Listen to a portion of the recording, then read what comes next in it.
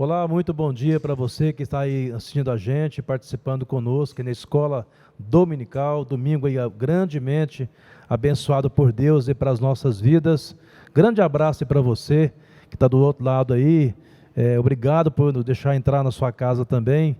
E hoje, nessa manhã, nós estamos aqui recebendo Luiz Fernando, presbítero, irmão nosso em Cristo, e o Dr. Charles também, que daqui a pouco vai se apresentar, também nosso irmão em Cristo. E um tema bastante instigante, né? Como vocês viram aí, que é a saúde financeira em tempos de pandemia. Tá? Antes de qualquer coisa, eu quero mencionar um texto que está em 1 Timóteo, capítulo 6, que diz assim, que aqueles que querem ficar ricos caem em grandes ciladas. E Paulo fala, grande é a piedade com o contentamento. Mas ele fala assim, nós temos que ter para poder acudir ao necessitado, porque o amor ao dinheiro é a raiz de todos os males.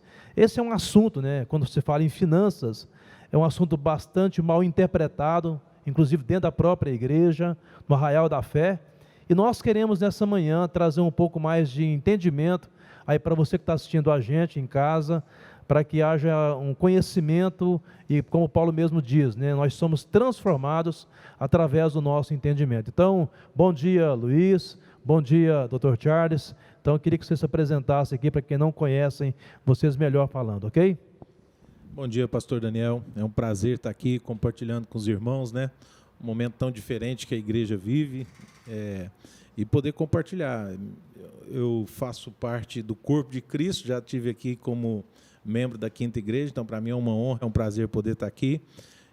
Meu nome é Fernando Borges, eu tenho 46 anos de idade, sou casado com a Fernanda, 3 filhos, empresário, consultor financeiro e amante por esse assunto, né? Eu tenho esse propósito no meu coração de ajudar o povo de Deus a entender as finanças, porque se a gente entender as finanças segundo a luz da palavra de Deus, com certeza nós não vamos sofrer tanto num momento tão difícil quanto esse, né?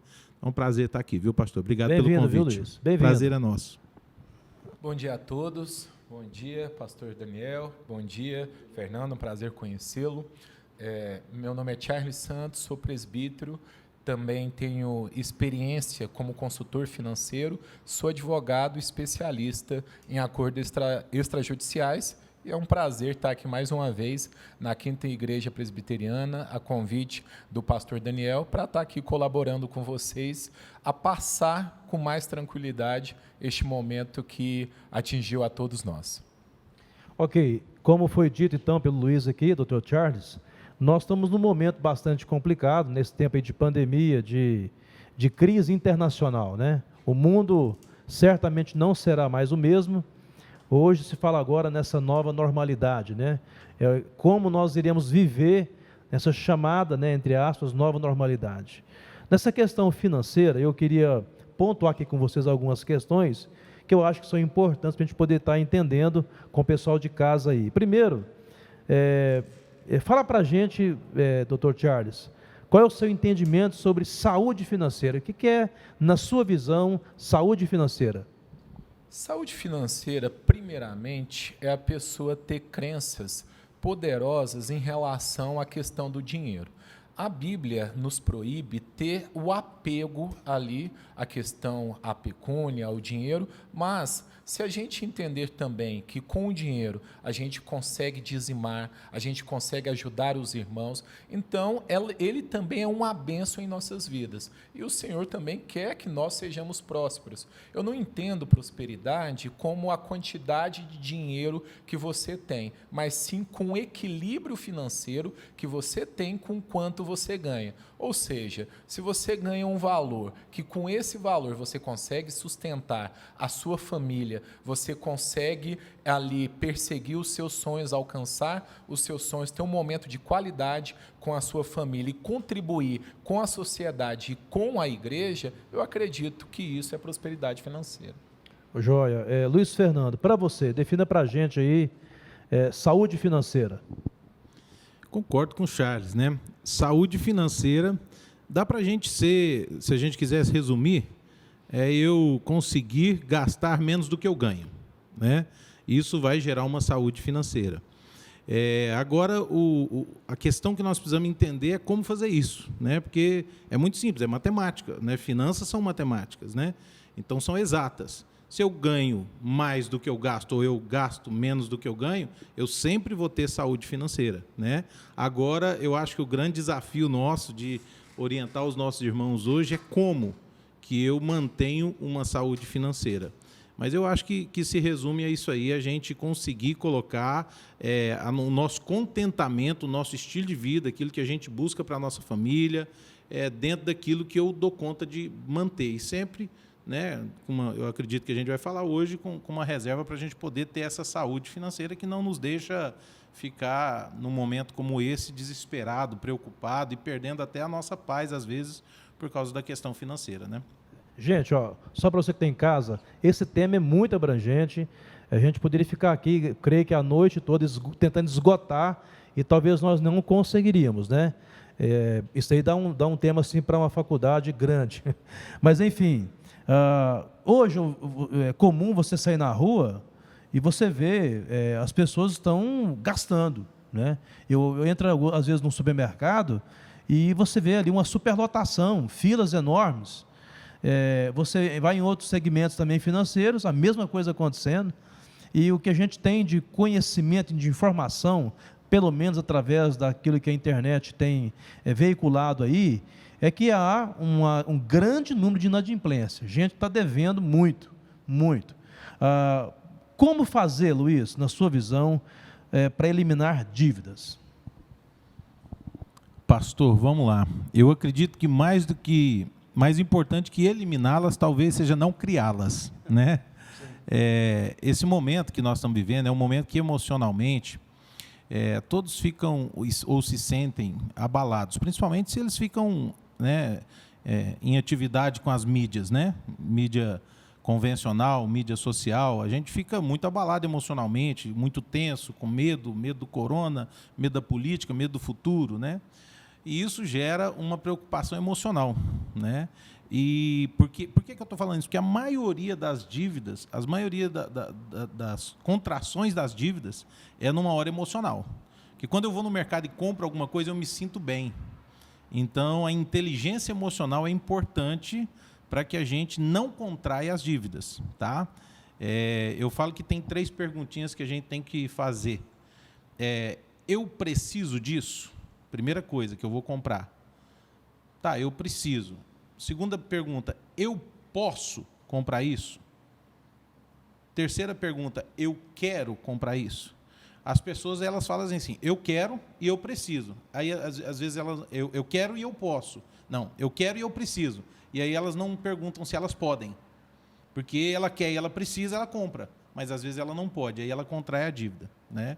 Então, esse é um primeiro passo, é não contrair. Agora, quando você está em dívida, quando você está endividado, pastor, eu acho que assim, entra lá em Gálatas, domínio próprio.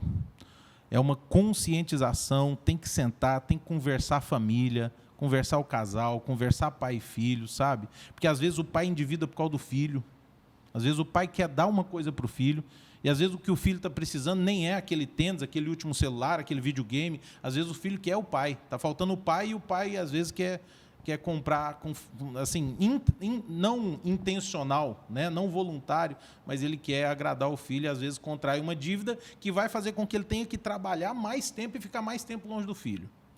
Então, eu acho que tem que ter essa conscientização, sentar e tomar uma decisão de domínio próprio. Não vou me endividar mais, não vou comprar porque eu não posso. Porque nós, brasileiros, temos esse costume de comprar pensando em pagar daqui 10 meses, 12 meses, 6 meses. Mas, quer dizer, eu estou comprando uma coisa que eu não tenho. Se a gente for olhar isso na essência, eu estou pegando algo que eu ainda não tenho. Eu estou contando com o salário que eu vou receber daqui 3, 4, 5 meses para pagar algo que eu já estou querendo.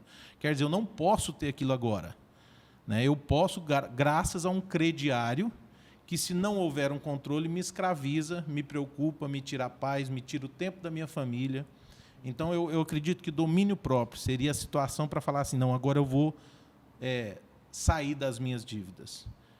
Eu acho que é isso, pastor. De alguma maneira, Dr. Charles, eu vejo também, nessa fala do Luiz, a questão de 2 pontos, quando se fala em dívida, né? que é o orçamento, né?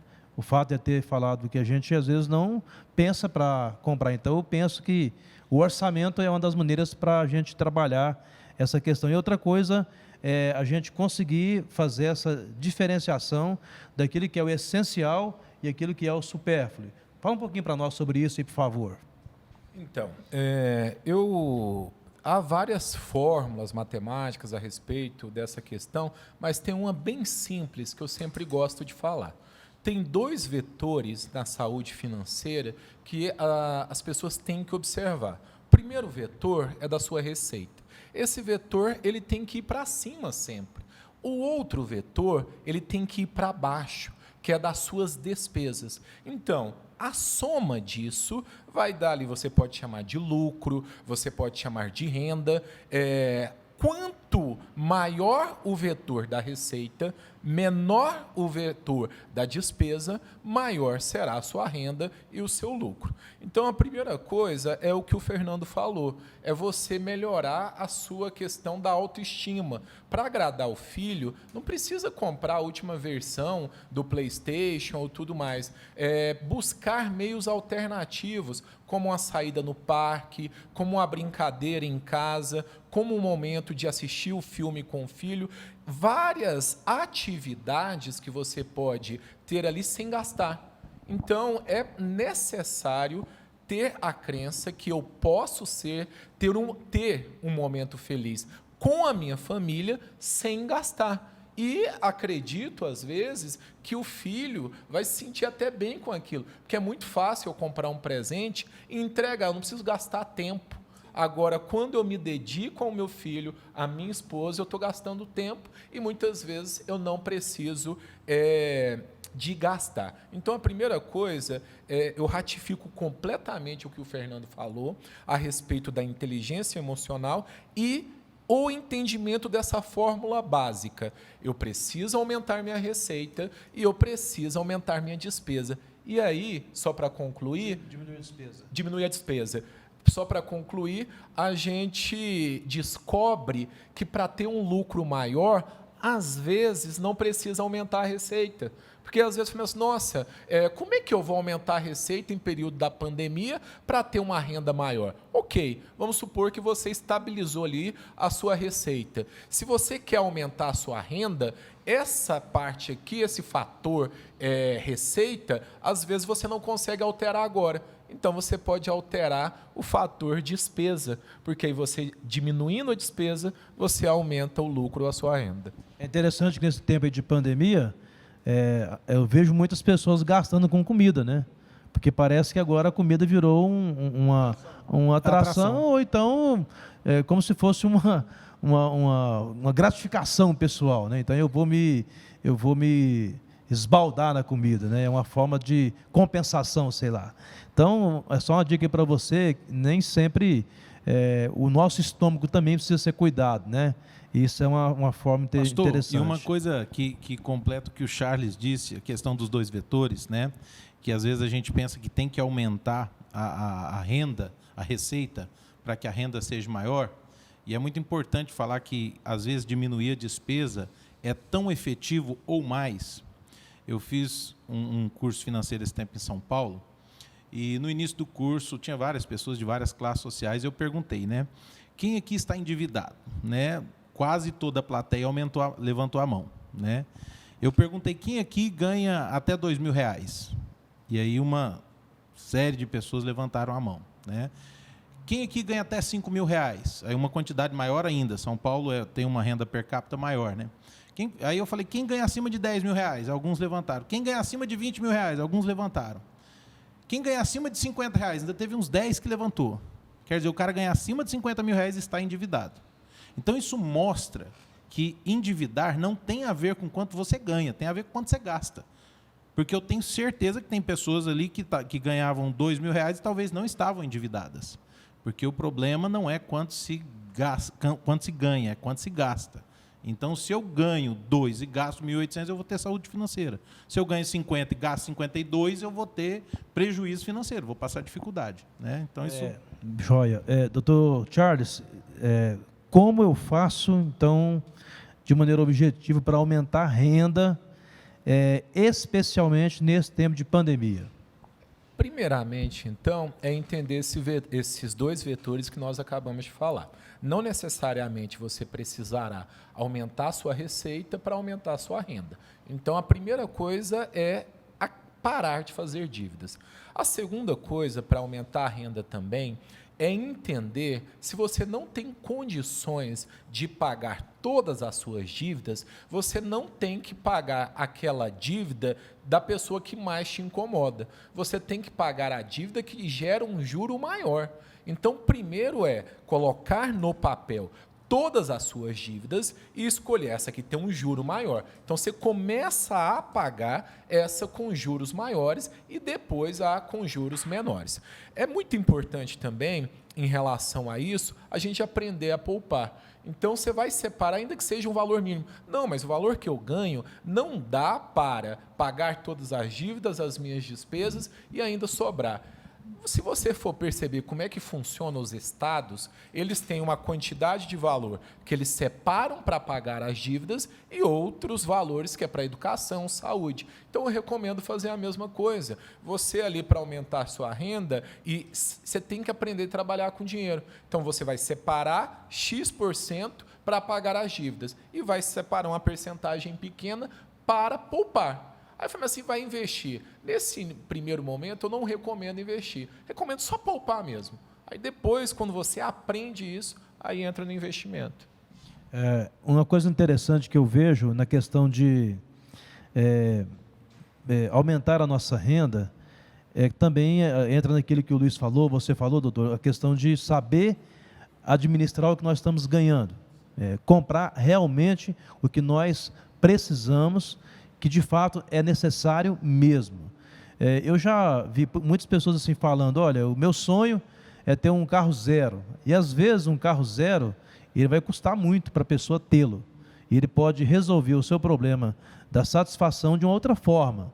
Ou então tem muita coisa, vai acumulando coisa dentro de casa e aquilo vai ficando ali, né, e vai gerando somente entulho. Eu lembro da sua palavra que você falou aqui para a gente, até isso você pode fazer, né? Vender essas coisas usadas, coisas que você não usa mais, dá um limpa nisso, porque isso vai te ajudar também. Bota no OLX, né, pastor? Pronto. Uma pergunta então agora, Luiz. Por que ou para que as pessoas devem poupar? Talvez, eu não sei, não é uma questão de falta de cultura no nosso país, se essa é uma questão que, por exemplo, no país de primeiro mundo não acontece, mas o que eu percebo, eu, por exemplo, não fui ensinado a poupar. Meus pais não tinham essa cultura de falar assim, olha, você precisa guardar, poupar e etc. Então, por que ou para que as pessoas devem poupar? Usando a Bíblia, nós podemos dizer que é para o dia mau, né, pastor? Mas eu falo assim, economicamente, financeiramente, todos nós deveríamos ter um costume de poupar ali de 20% a 30% daquilo que nós ganhamos por mês. Tanto por quê quanto para quê, né? Por quê? Para um momento como essa pandemia não tirar minha paz, né? Para quê? Para eu construir uma liberdade financeira para o futuro. A gente precisa entender, irmãos queridos que estão nos ouvindo aí, não dá para contar com o nosso INSS. Se um jovem hoje está nos ouvindo e espera se aposentar e viver da aposentadoria, ele precisa sentar com o aposentado hoje e conversar com o aposentado.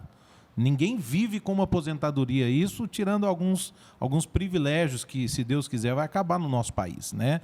Mas o INSS, para a pessoa comum, ele não é uma aposentadoria, ele nunca vai te dar condições, pelo contrário, você vai chegar na velhice e vai passar dificuldade, seu dinheiro não vai dar para comprar nenhum remédio, porque o cara está tão preocupado. Então, eu falo que se a pessoa aprender, pastor, poupar 20%, ela consegue, com certeza, com 30 anos de trabalho, ela ter sua total independência financeira.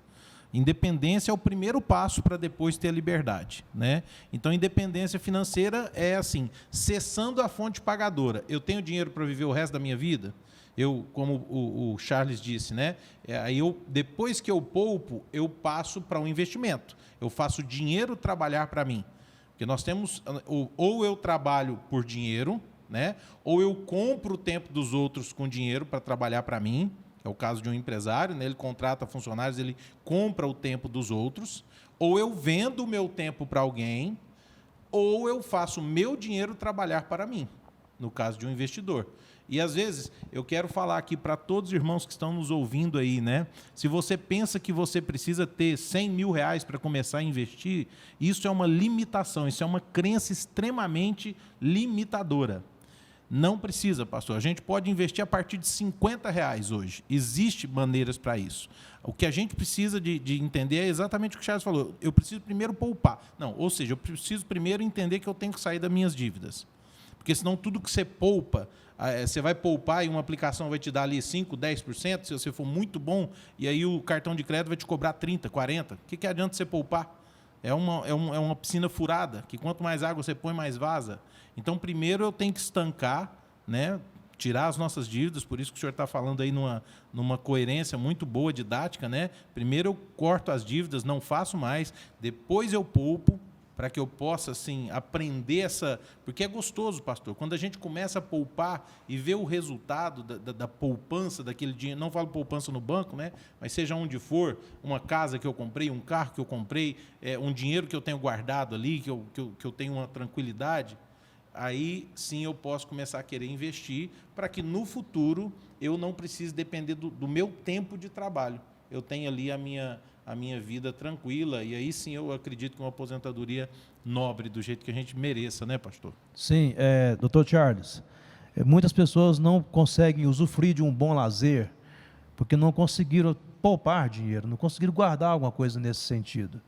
E talvez muitas pessoas vão para um lazer endividando-se também. Qual que é o seu conselho nessas duas vias aí? Sim, a primeira questão, pastor Daniel, que eu considero, é entender o que é lazer, né? Então, muitas vezes, a gente associa lazer com um gasto. Lá em casa, a gente tem a sessão cinema, né? E a gente reúne ali na sala, junto com os meninos, eu tenho 3 filhos, e a gente escolhe um filme, faz uma pipoca ali bacana e vê. E muitas vezes a gente pensa que para ter um momento com os filhos tem que ser no cinema, onde você vai gastar uma fortuna com a pipoca, uma fortuna com o refrigerante, vai ter a ida e a volta. Não estou dizendo que não é para ir no cinema. Eu estou dizendo que alguns momentos podem ser substituídos. Agora, em relação a questão do poupar, do investir e do lazer, eu acredito muito na questão das crenças. E por isso que é importante a pessoa ali ela ter uma mente rica. Tem o livro Pai Rico, Pai Pobre, que ele vai colocar que muitas vezes não é a quantidade de dinheiro que te faz rico ou pobre, mas é a sua mentalidade, é a sua crença. Então, por exemplo, você quer ter uma viagem para Maceió com a sua família. Aí você pega esse programa 2 anos para ter essa viagem de 1 semana. E ali nestes 2 anos, vocês conversam entre os cônjuges, né, e os filhos. Quando a gente for na feira, a gente vai comprar isso aqui, mas não vai comprar brinquedo, não vai comprar o pastel, porque a gente quer a nossa viagem para Maceió. E você começa a economizar ali e preparar para esta viagem. 2 coisas importantes que vão acontecer. Em determinado momento, quando você já poder comprar a passagem, você vai comprar com um tempo bem anterior e vai comprar muito mais barato. E vai poder se organizar. Então, é justamente a questão da organização, a questão da mentalidade, ou seja, ter uma mente rica. E a pessoa que tem uma mente rica, ela entende que não é a capacidade dela de gastar que faz dela uma pessoa rica, mas sim a capacidade dela de poupar e administrar as suas dívidas. Para concluir, eu deixo uma frase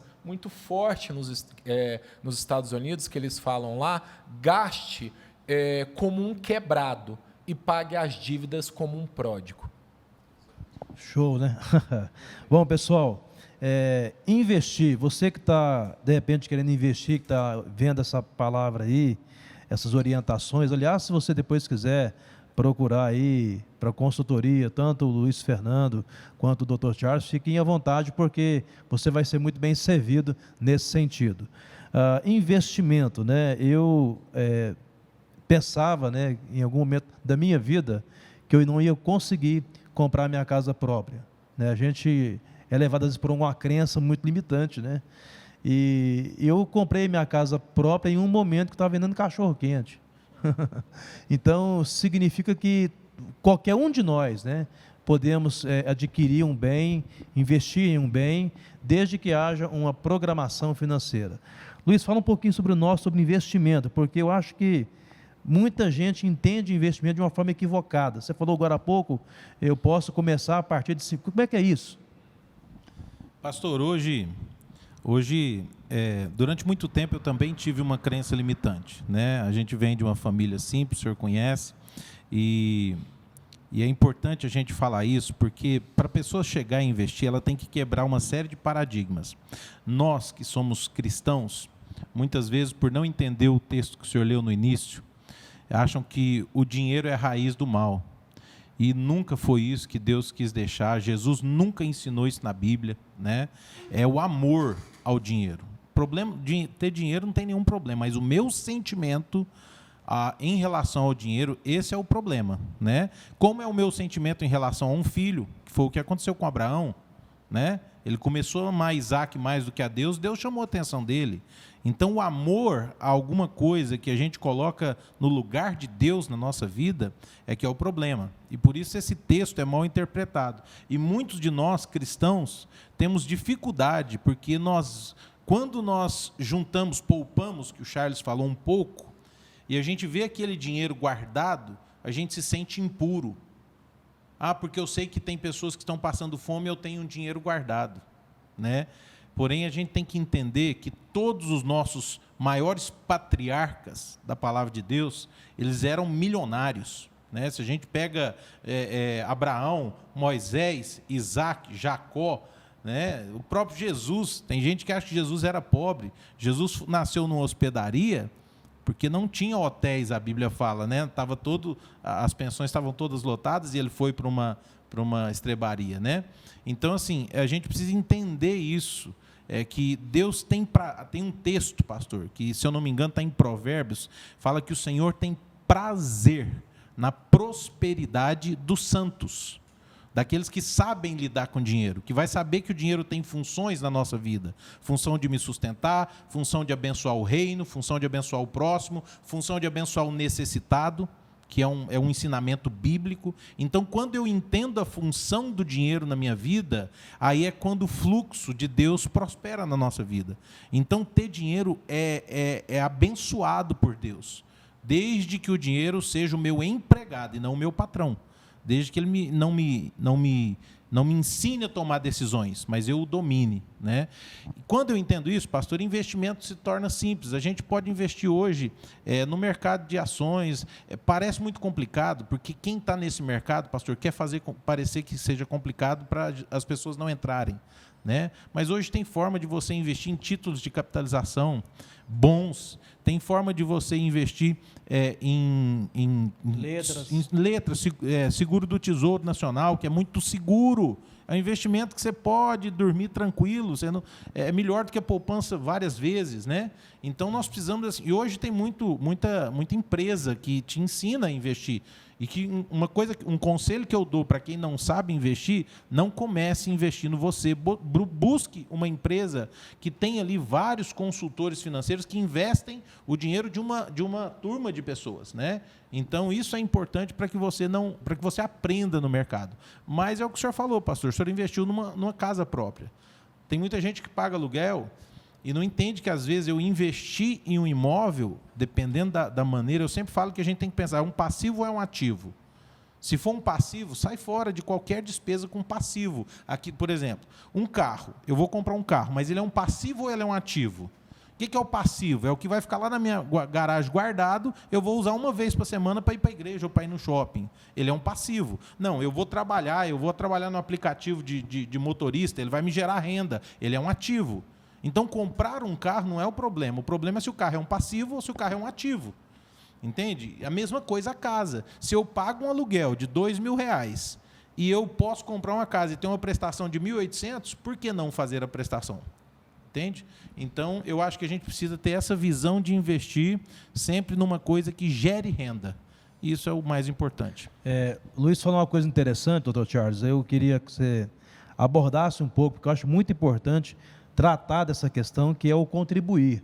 Porque quando se fala na questão financeira, nós temos assim, pessoas que têm dificuldade nesse aspecto do contribuir. E a gente cresce, eu aprendi muito na minha vida, recentemente com o curso que eu fiz. Na medida que você cresce, você contribui. E isso é importantíssimo demais, né, na nossa vida. Fala um pouquinho para nós sobre essa questão do contribuir, nessa perspectiva financeira aí. Eu sempre falava, né, dos 4 passos para a prosperidade financeira. Até perceber que as pessoas mais prósperas, elas contribuíam bastante. Aí eu peguei e passei para os 5 passos. Quais são eles? Pagar as dívidas, aumentar a renda, poupar, investir, contribuir. A primeira coisa que eu percebo quando eu contribuo é a mudança da crença. Porque se eu percebo, por exemplo, que eu estou pagando um dízimo maior e com esse dízimo maior estou contribuindo para a obra de Deus, a obra de Deus está crescendo e, além do dízimo, eu posso ofertar, às vezes, para um irmão missionário que está viajando. E isso tudo só é possível porque você aumentou a sua renda. E toda vez que a gente faz isso, a gente se sente bem conosco mesmo. Isso é uma crença também que eu coloco da riqueza. Porque quem é avarento, quem não doa, quem não participa da comunidade, quem corre quando fala assim, vamos dividir aqui os materiais da galinhada ou qualquer outra coisa, ele tem uma mentalidade pobre, porque ele acha que ele não pode contribuir. Escassez, né? Escassez. Então, eu acredito que não só é uma questão que vai mudar o seu comportamento e vai ajudar a comunidade, não é só uma questão de ajudar a comunidade, mas é uma questão que vai te ajudar a ganhar mais dinheiro e a prosperar, porque você vai perceber que uma pessoa próspera, quanto mais próspero, mais ele pode contribuir, e você vai perceber que isso também vai te gerar uma satisfação. Pastor Daniel, e olha como que é interessante isso que o Charles falou. Eu fiz um curso financeiro com um consultor americano, T. Harv Eker, escritor de vários livros aí, e ele fala no curso, eles não são cristãos, ou não se manifestam cristãos, né? Mas no curso financeiro dele, secular, ele ensina que você pegue 10% dos seus ganhos para doar. E olha que ele fala 10%. E ele fala para doar, para fazer caridade, para fazer boas ações. Né? Então, essa questão, esse é um princípio de prosperidade. Esse é um princípio. Quando eu dou, é uma semente que eu estou plantando. Você já viu uma semente dar um fruto só? Nunca. Uma semente dá muitos frutos. Então, a questão de doação, nós, conhecedores da palavra de Deus, sabemos que nós temos os dízimos, nós temos as ofertas, nós temos as primícias, que a Bíblia nos ensina, né? A consagrar as nossas primícias. Tudo isso são sementes. E muitos irmãos que estão nos vendo, se você não é dizimista, se você não é ofertante, você está pegando as suas sementes e está matando elas, em vez de plantar elas no solo. Elas simplesmente vão morrer, vão deixar de nascer. E financeiramente o maior prejudicado somos nós, quando nós matamos as nossas sementes, em vez de colocá-las numa terra fértil. Muito Pastor Daniel, só fazer um complemento. Não vou citar o nome aqui da pessoa, mas ela, quando se converteu, ela é autônoma, essa pessoa. E ela teve que ver quanto que ela ganhava no mês para pagar o dízimo. Aí, de repente, ela começou a se organizar para ver ali, nossa, qual que é o valor do que eu tenho que pagar de dízimo? Ele foi obrigado a se organizar e colocar no papel quanto ele ganhava. E quando ele percebeu que ele ganhava muito bem no mês, eu falei assim, o que está acontecendo com a minha vida que eu não vivo a qualidade desse valor que eu ganho? Aí ele foi olhar quanto que ele gastava e tudo mais. Hoje ele é uma pessoa próspera e ele coloca que isso aconteceu quando ele se organizou em decorrência do dízimo. Eu pergunto aí, você que é autônomo, profissional liberal e às vezes não tem ali aquele valor fixo no mês, se pergunte rapidamente, sem pensar, quanto que eu ganhei no mês passado? Acredito que muitos de vocês não vão, às vezes, se lembrar, porque agora a gente está com a igreja fechada, não sei como é que está, mas a gente às vezes esquece. E quando a gente se organiza para pagar o dízimo, para fazer as ofertas, a gente tem que se organizar, obrigatoriamente. Rapidamente, pessoal, nós vamos encerrando aqui a nossa aula. O tempo passa muito rápido. Nós até falamos que temos que ter mais tempo para poder discutir essa matéria de uma importância extraordinária para a nossa vida. Rapidamente, eu mudei muito a minha forma de tratar a questão financeira a partir de 3 situações. Uma palestra de um economista em Uberaba, depois uma palestra aqui mesmo em Uberlândia, através de um irmão presbítero na igreja, e depois um curso que eu fiz, da Quinta Igreja ofereceu, na época do CRAU, sobre finanças. Me ajudou muito, eu tento colocar todos os dias na prática aquilo que eu tenho aprendido, né, para poder viver melhor, e também a minha família viver, desfrutar dessa vida mais saudável financeiramente. Nós queremos que você dentro de casa aí tenha sido nesse tempo contemplado com orientações que foram passadas aqui. Nós não queremos aqui ser a palavra final, há muitas outras coisas para serem conversadas, tratadas, né? Então, que Deus te abençoe, que você possa realmente poder absorver daquilo que foi colocado aqui para a sua vida, para a sua família, o melhor, e assim você possa desfrutar do melhor que Deus tem para você na face da terra. Quero então pedir para que o Dr. Charles faça considerações finais, e também o nosso irmão presbítero Luiz Fernando, e nós vamos orar depois, então, encerrando a nossa aula de escola dominical. Se eu pudesse deixar um conselho aqui rápido, diante de tudo que a gente falou, eu colocaria 2 coisas. A primeira coisa é você começar a orar para Deus e pedindo para que Ele o ajude a se organizar financeiramente. Isso insistentemente, diariamente, você orar até conseguir. E a segunda coisa é você colocar no papel tudo o que você gasta e tudo o que você ganha, ou seja, toda a renda da sua casa e todo o gasto da sua casa mensal. Ao notar isso, você terá uma clareza maior e conseguirá se organizar até mesmo para saber aonde cortar. E também quero desejar que o nosso Senhor Jesus Cristo te ilumine e te faça perceber que não é o fim, que, na verdade, tudo que está acontecendo aí fora não mudou em nada as promessas do nosso Pai para a gente. Fique com Deus. Eu quero, de todo o meu coração, desejar que realmente esses pequenos detalhes aqui que foram falados possam fazer diferença na sua vida. E eu penso que se você conseguir, o que o Charles falou agora, o Dr. Charles, é colocar no papel. Tem gente que tem medo disso, né?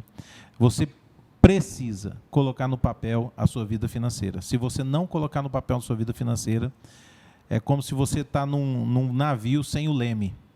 Então, para onde a onda for, o vento for, você vai. Quando você põe no papel, aí você pôs o leme no navio. Então, controle os seus gastos e evite dívida. Eu ensino isso para os meus filhos. Irmão querido, evite dívidas, mas fuja. Sabe por quê? A dívida, ela esvazia o seu futuro para preencher o seu presente. Então, você enche o seu presente antes da hora, porque se você está endividando é porque não está na hora de ter no presente. Então, você está esvaziando o seu futuro com a dívida para preencher o seu presente. Então, de coração, desejo que vocês, nesse momento tão difícil que a igreja está vivendo, vocês tenham uma mudança, né, de mentalidade para a gente poder não passar por isso. Meu desejo é ver a igreja do Senhor não passar por isso e que as nossas sementes estejam sendo plantadas para que a igreja possa prosperar e nessa reta final, que a gente sabe que Jesus está próximo a voltar aí, a igreja possa estar preparada para sustentar também financeiramente a ministração do Evangelho no mundo inteiro. Então, nosso desejo é que a igreja do Senhor prospere e viva aquilo que Deus tem para cada um de nós. Obrigado pela oportunidade, viu, pastor Daniel? É muito bom falar sobre esse assunto para o povo de Deus. Privilégio para nós, né, receber vocês dois. E quero dizer a você, querido irmão, irmã, amigo, que está aí conosco, em tempos de pandemia ou não, ficou muito claro para nós que quando o assunto é dinheiro, a tratativa é a mesma, né? e inclusive nesse tempo de reclusão, talvez um pouco mais, com mais precaução ainda, porque o tempo exige de nós cuidado e muita atenção. Quero orar com você que está em casa, para que Deus possa visitá-lo e visitar cada membro da sua família, e que Deus possa contemplar o seu coração. Deus, nessa manhã, nós nos alegramos em Ti, porque podemos, ó Pai, ter esse banquete aqui, Senhor. Informações que foram passadas, orientações que foram dadas, de irmãos, ó Pai, que sinceramente desejam ver o melhor dentro do Teu reino. Nós conhecemos, ó Pai, o coração do Luiz Fernando, do Dr. Charles, e cremos, ó Pai, que esses irmãos, eles vieram aqui porque eles entenderam que poderiam contribuir para que os irmãos em nossas casas aí, amigos e amigas, pudessem, ó Pai, ser visitados por essa informação, ou por essas informações preciosas e valorosas para as suas vidas. Te louvamos, ó Pai, por esse dia. Dá-nos, ó Deus, cada dia mais o entendimento da Tua palavra para vivermos melhor nesse mundo, ó Pai, em nome de Jesus. Assim, Deus, oramos agradecidos, ó Pai, em nome de Jesus. Amém.